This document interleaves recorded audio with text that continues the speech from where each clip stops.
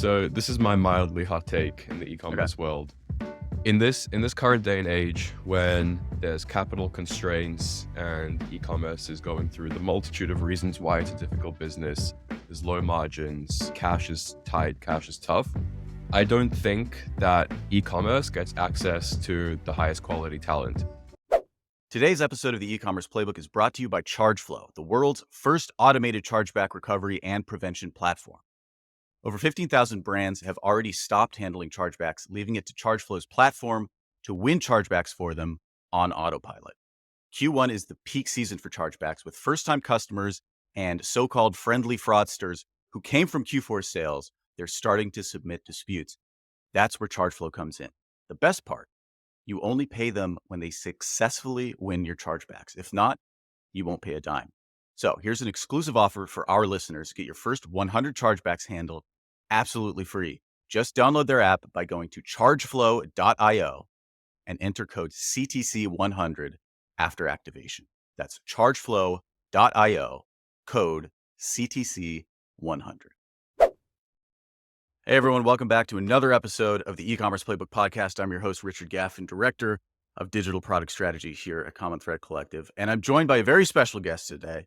I believe he's been on the pod before, but not with me. Is Jacob Posel, our director of AI here at Common Thread Collective. Jacob, what's going on, man? Hey, how's it going? Happy to be back. Yeah. So I think part of the reason we wanted you on is, of course, we've been rolling out our Compass tool, which applies AI tools to creative strategy specifically, as the first of kind of a long string of things that we're going to be building in order to make the creative strategy process a little bit easier.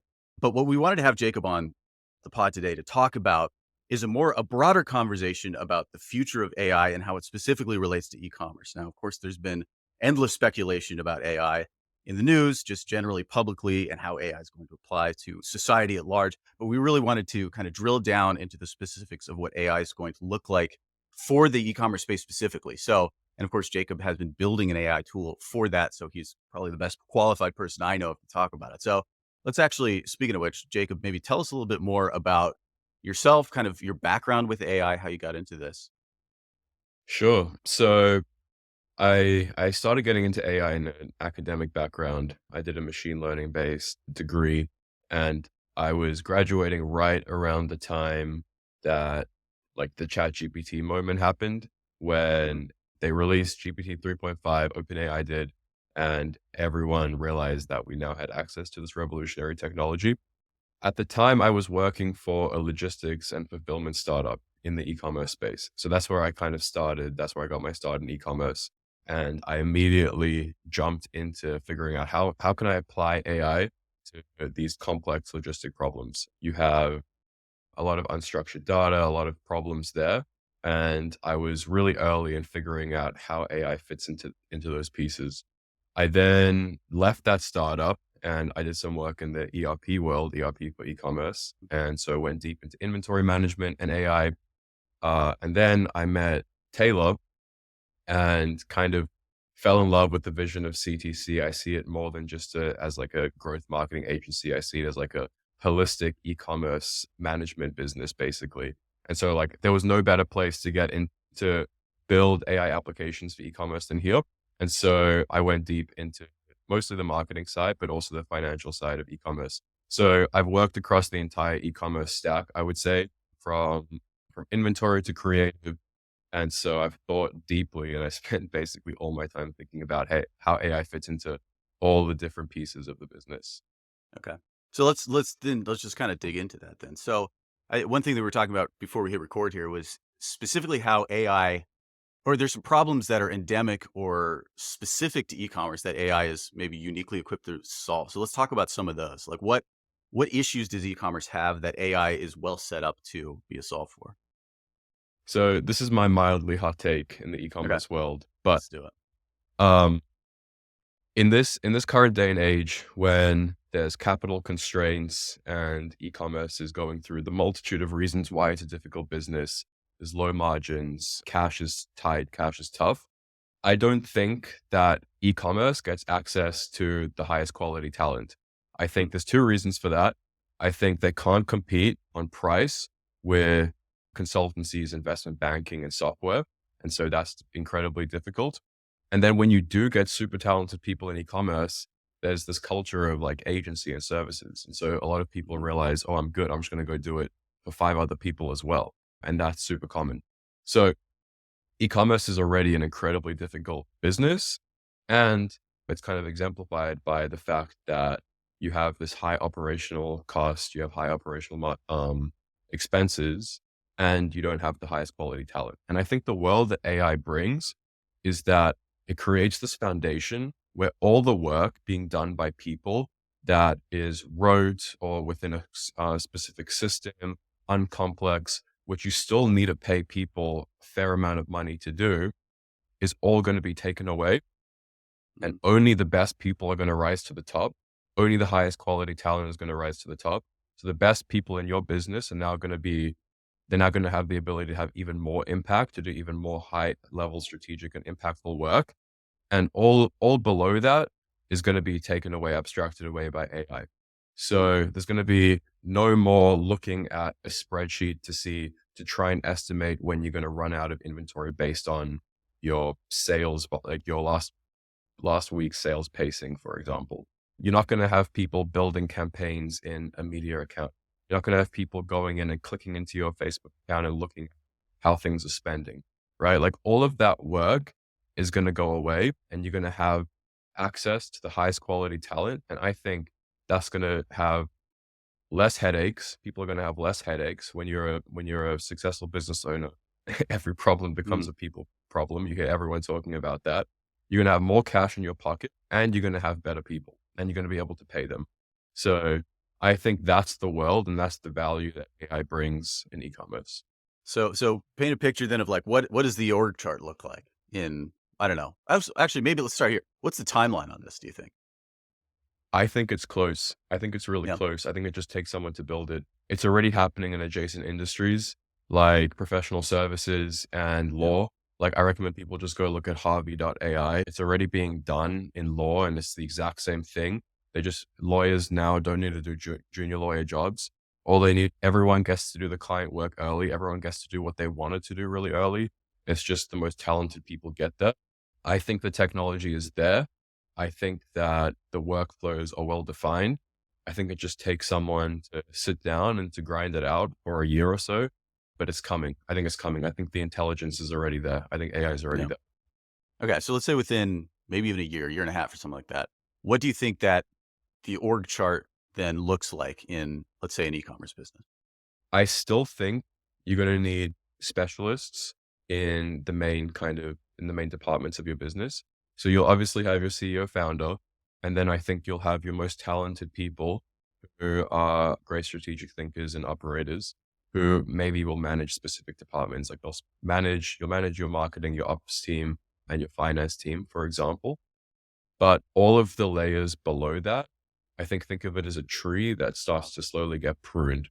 I think that you kind of like you'll have that high level, and I'm not sure exactly where it gets pruned, and it's not easy, but I think you have an opportunity to say to those people, we only now accept excellence. That's all we accept because there's no excuse not to be excellent because you have tools that are excellent.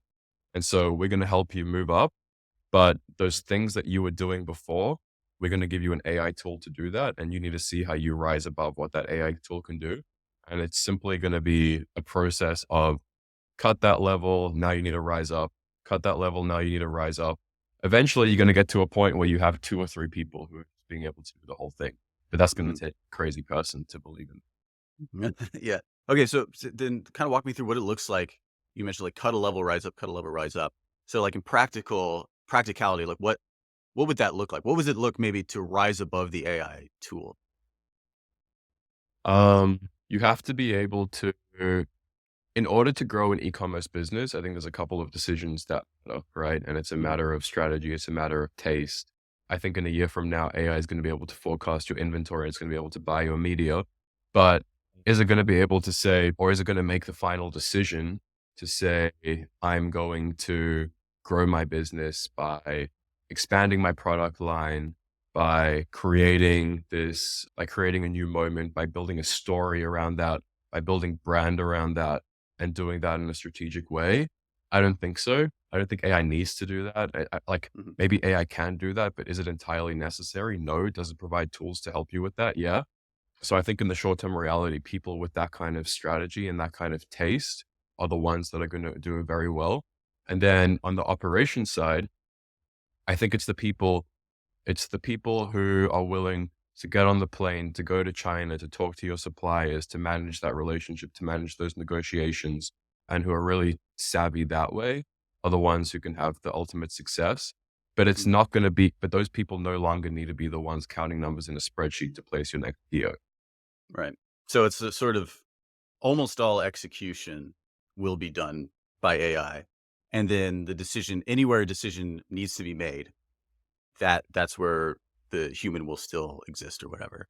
That's Because what I think the short term reality is. Yeah. yeah, because what it sounds like is basically that like everything that is computer like will be stripped away, and the only sort of kind of task left to do will be anything that's fundamentally human, like physical. For instance, you're saying flying to China.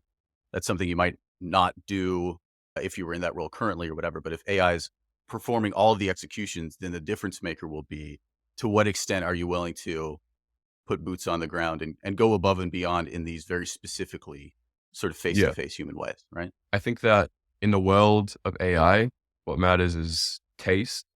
What matters is agency.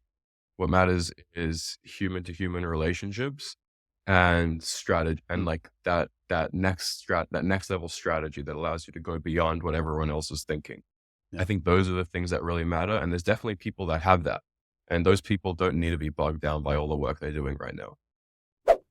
If you're a D2C founder who's sick of losing chargebacks, then you'll love ChargeFlow. Their AI powered system recovers chargebacks on autopilot. And the best part is that you only pay when they win your disputes. If not, you won't pay a dime. Ready to add bottom line revenue on autopilot? Get your first 100 chargebacks handled absolutely free. Just visit chargeflow.io and enter the code CTC100 after activation. Yeah. I love that you mentioned taste. That's a really interesting kind of thing to think about that I feel people don't mention a lot. But that idea that you have to have some understanding of what people are going to like or respond to or whatever, and that's something AI can't necessarily provide.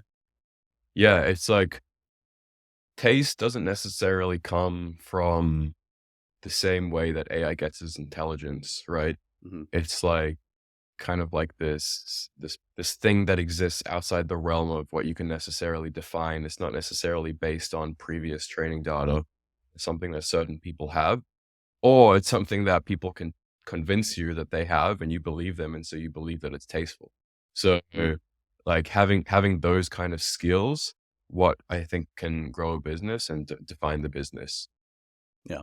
Okay, so actually that kind of brings up an interesting point, or maybe a kind of a flip side way of thinking about this, which is what is it? So, like, let's say in 5 years, even where there will be a significant amount of development in the AI space. What is it that AI will not be able to do? Like, what to what extent? What do you think is the limit? What's the ceiling for AI's capability? That's a 5 years from now could be an entirely different world. That's a really Yeah. difficult question to ask, to answer. What AI won't be able to do, I don't think it there's a world where there's nothing that it can't do. Mm, There's a that reality potentially exists. I think it's already smarter than 99% of people. It's just a matter of mm, getting it into different mediums, right? Like I was gonna say AI can't make you feel good, can't make a person feel good, but like that's not mm, necessarily true. Like maybe there's gonna be a version of AI where I'm talking to someone through a screen that looks just like you and sounds just like you. It makes me feel great, you know? But if I were to guess, I don't think that AI will be able to foster human to human relationships. I think that there will be a paradigm shift where human, invented by human, created by human, like tastefully human is important. I think that will be a culture shift. And so just inherently AI won't be able to do that. But any knowledge work, any execution work, probably any strategy work, it's gonna be able to do. So I think it's difficult to define it in like the current paradigm, but I think there's gonna be mhm. a complete shift where that changes and it's gonna be like not AI for the sake of not AI is what is considered valuable. Ultimately, what I'm getting at is like, is the singularity, is that coming up, or do you have a thought there? Well, I don't the reason why I say this is because I don't think that most people I think it's very, very rare for people to be exceptional. And so Yeah. I don't think AI needs to be exceptional. I don't think it needs to be some extreme super intelligence to be able to do what most people do. I think there Mhm. are exceptional people, and so maybe they won't be completely replaced. Like there's something inherent that Elon does that allows him to that allows him to do what he does, right? Mhm. And it's probably very personal, probably very in-person that allows him to drive people to succeed. But I think that's rare. And I think I'm thinking of most people who I interact with in the e-commerce space who are incredibly, incredibly intelligent and great operators, but like so is AI. Like Mhm. AI, it's not like to say that people aren't great, that they're very, very smart, but so is AI. And so you have to Mhm. be really, really exceptional to rise above what AI can do. So I don't know if there will be necessarily be the singularity where it like recursively self improves into oblivion, but I just think it will be very good, and most people probably won't be as good at it as it is. Yeah, that's interesting. And I mean, in certain aspects like AI, it's impossible for a human to be better than AI already in most things, I would say, right? So it's like Yep. anything, it's the whole like, we think of chess as like the highest level of human intelligence, right? If you're a chess grandmaster, you're the smartest person in the world, but that's actually one of the very first things that we were able to crack. So anything that's like in a closed system or whatever, or it requires computation in like the most basic sense of the word, will AI will already be like light years better than anybody, even the smartest person in the like highest IQ person in the world or whatever. So do you think like what are maybe like the next layers to fall? So if at a certain point like AI is probably not going to be able to replace things like taste and of course human connection, is it talk about what it looks like for AI to replace like strategy, for instance? So people will have started playing with the new OpenAI product called Deep Research. And I think Mhm. it's the first glimpse into how AI can go off, define its own task, define its own goals, and then research until it completes that, right? And so it can also write its own code, so it can analyze its own data.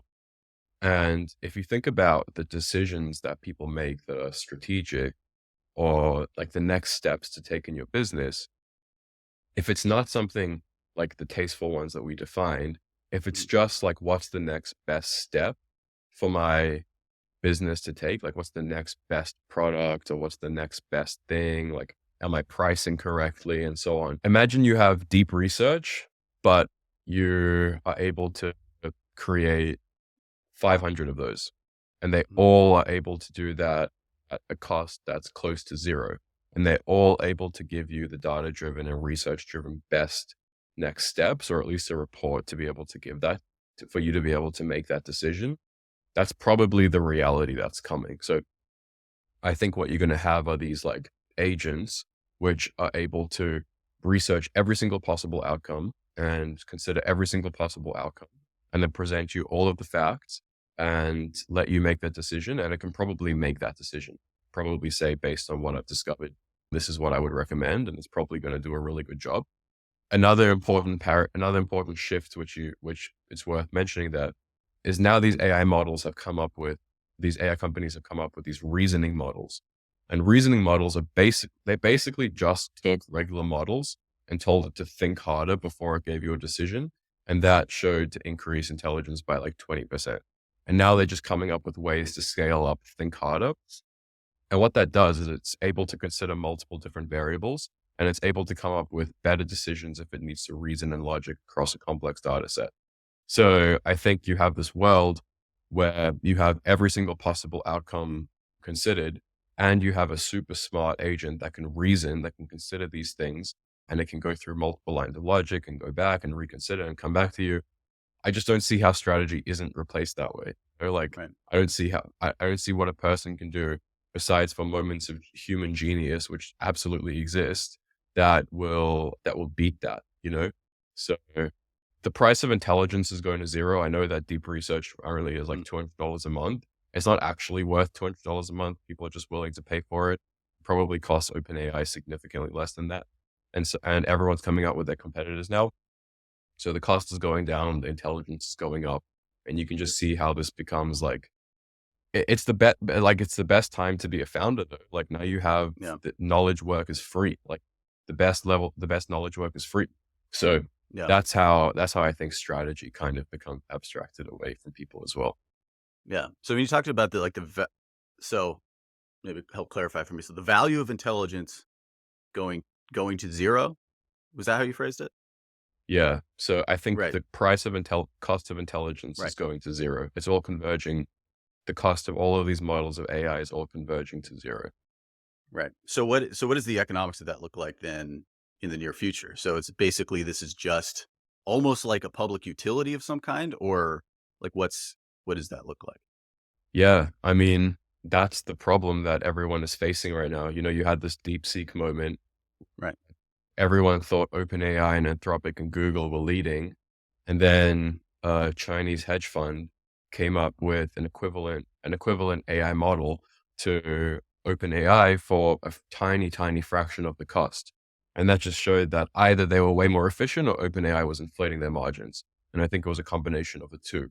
So the costs are being brought down because everyone's competing the costs down. There Mhm. is a consideration here, which is that as long as one model is consistently better than the rest, I think it's a zero sum game. And I think that people will pay for that. So you may Mhm. have DeepSeek, which is almost free, but for the most advanced work, everyone is still going to pay for the most expensive one. But yeah, it's a scary time to be a company that just makes its money selling. It's called selling tokens, selling the words that the AI outputs Yeah. for you, because the cost is it's going down, and the cost is going down so much, and they're getting better and better. So yeah, I do think it becomes a commodity. I do think that soon you're going to be able to have an equivalent of a state of the art OpenAI model living in your house, like in a private cloud, living in your house, living on a computer that's able to work for you, and it's very, very cheap Interesting. to do so. Okay, that's interesting. So talk to me then about the drawbacks of AI, either for specifically for e-commerce or maybe just generally for society or whatever. Like, what do you see as like what is like the techno pessimistic side of you if it exists? Like, what do you see as like the potential drawbacks there? I mean, we spoke a lot about how AI improves talent for e-commerce businesses, but like, what if you're not that talent, you know? And what if Yeah, you sure. don't have the what if you don't have the motivation or the ambition to rise up utilizing these tools? Then I think I think work will become different for you. I think that's the reality. I don't think Mhm. this is stopping. I think that the world will look different, but I don't know if it will necessarily be worse. Like, we also no longer dig holes with shovels, right? Mhm. We have machinery and equipment, but those people who were using the shovels aren't any worse. They're just doing better jobs now. So, Mhm. but I do think that's going to be that might be a short term problem. I think that a lot of people I've seen start to use AI as a crutch and they lose the Mm. ability to think. So Yeah. they start putting everything into ChatGPT. And like I've interacted with people who I push people to use AI as much as possible, but there is such thing as overusing it. And they'll send me something and I'll just be like, did AI make this? Because it makes literally no sense. Because Mhm.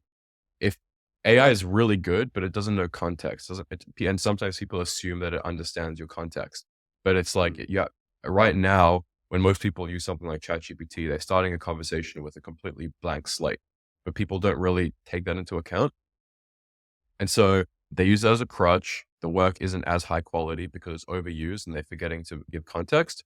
And then it kind of means that you're not flexing that muscle that you need to do the work. So, Mhm. like super concrete example, I code all the time. I code every day. There's really good AI coding tools out there. In the beginning, I was using them a ton, and I realized that I was getting worse at coding because Mhm. I wasn't training that muscle every day. So, because it's not yet perfect at that individual task, I realized that this is actually hurting me more than helping. So I made like a conscious decision to use it less, step back a little bit, and make sure that I was still independently good at the task and didn't just get AI to do everything for me. And then I realized that there was this nice hybrid happy medium in between where I was better and AI was helping me as well. So like that's the problem when people use it for imperfect tasks right now, because it's not perfect at everything yet by any means. It's interesting. Yeah. So this was probably, I don't know, several months ago. I gave a couple of like lectures at a college, and this was in the English program, which is my background. So like liberal arts, and what was interesting is like all the kids were using AI to like summarize the things that I was saying and then like kind of regurgitate it back to me. Right. And it struck me specifically like in the realm of English where you're learning to write and communicate to other people.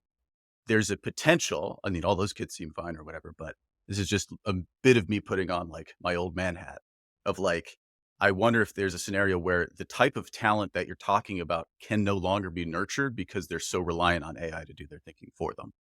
And so it's like the ability to develop the type of talent that's going to rise into those positions actually may become sort of hindered by the tools themselves, unless we can figure out some way to create that balance that you're talking about. It's definitely possible. I think the talent that I'm describing finds ways to rise above what everyone else is doing. Yeah. Regardless, I think they would always do that.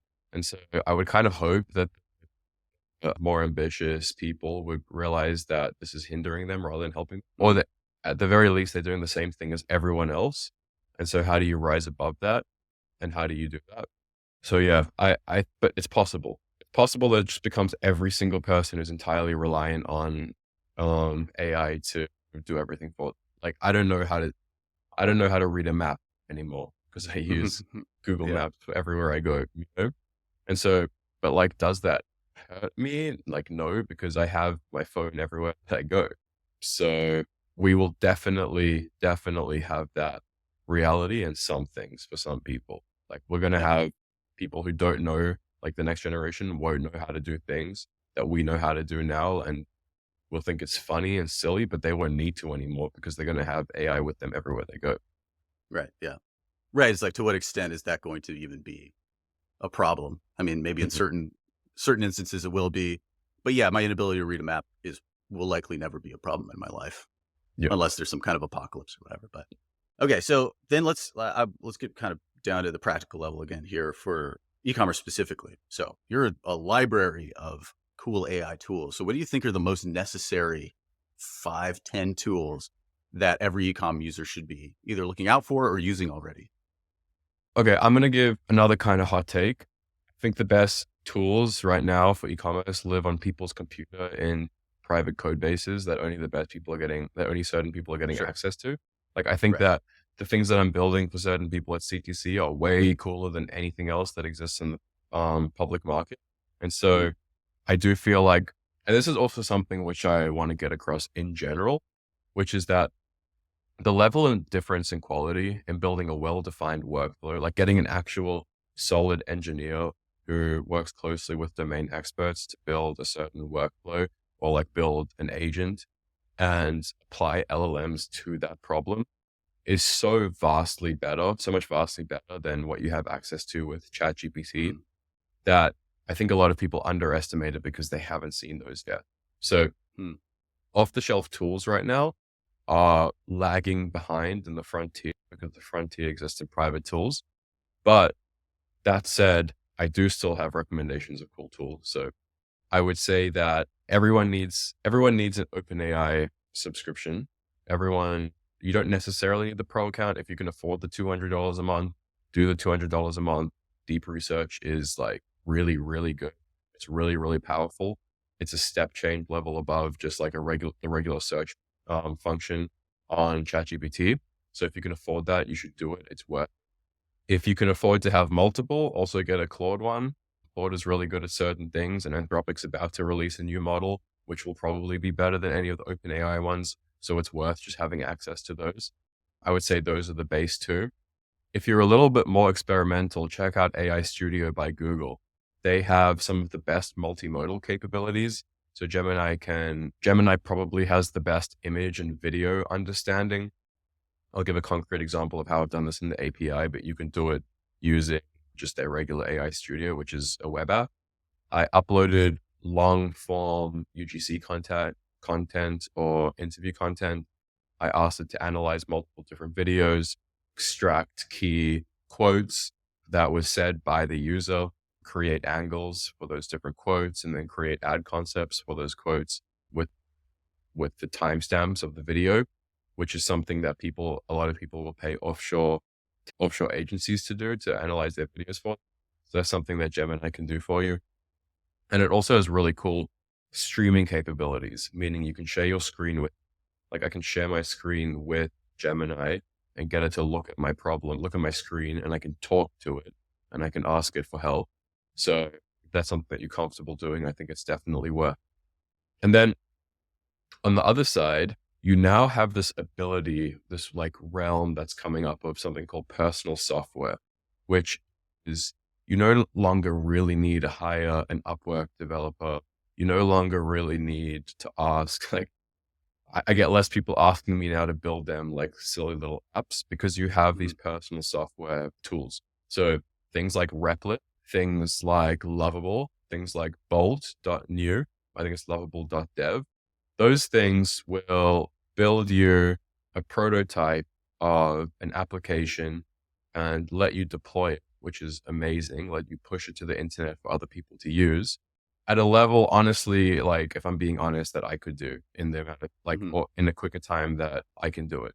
It won't take you to like an app that you can sell to other people that requires more depth.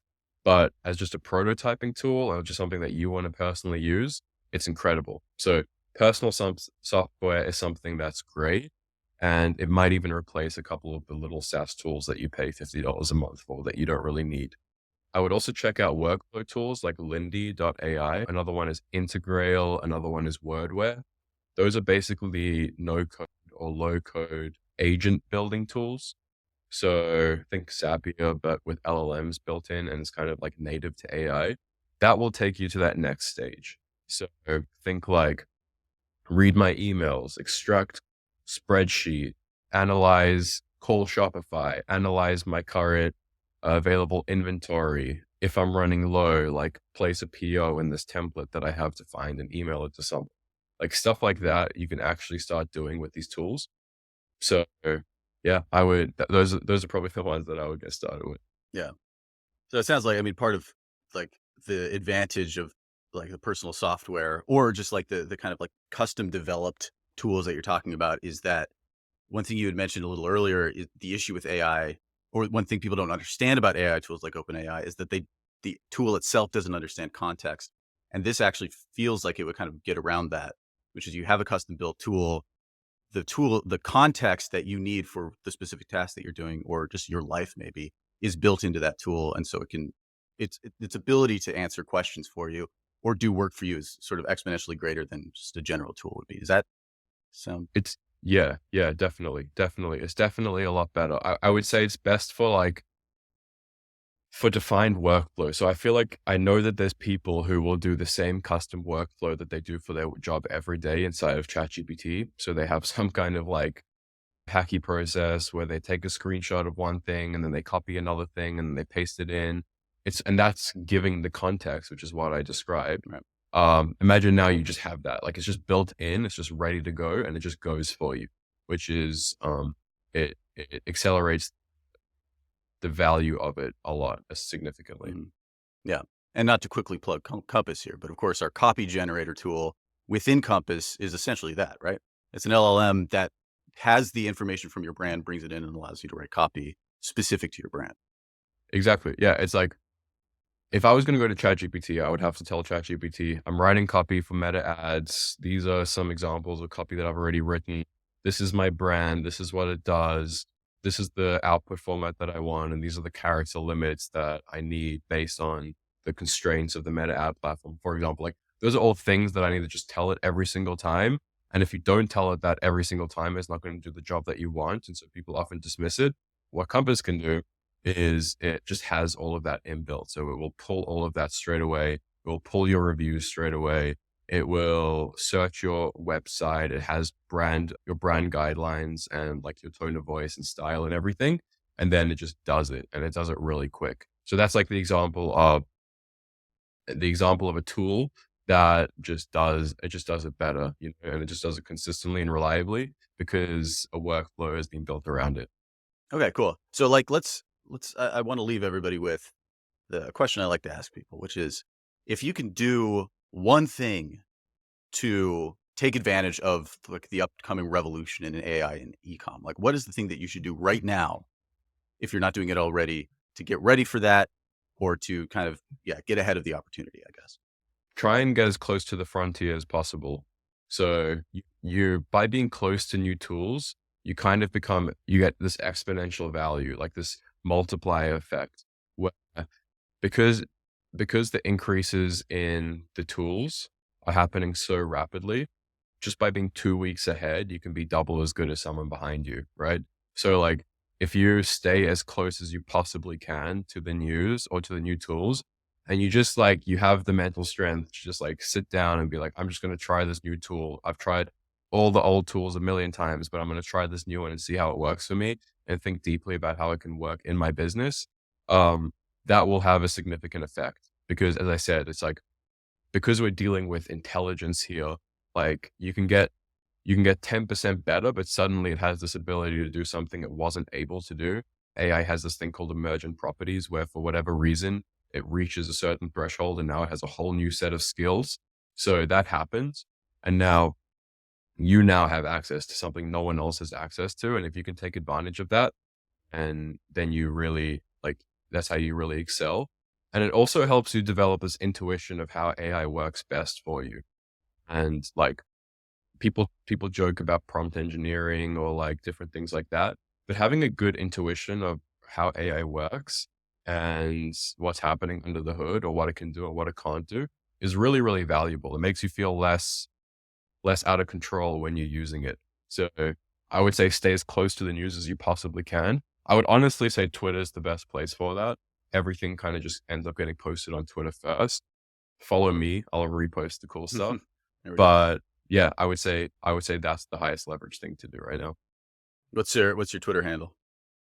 DTC Jacob. DTC Jacob. There you go. Yeah. Short and sweet. So yeah, follow Jacob.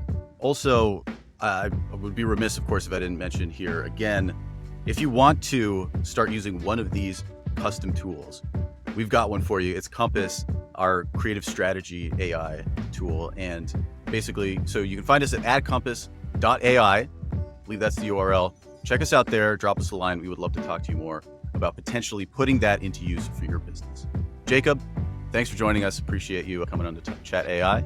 And for all the rest of you, we'll talk to you next week. Take care.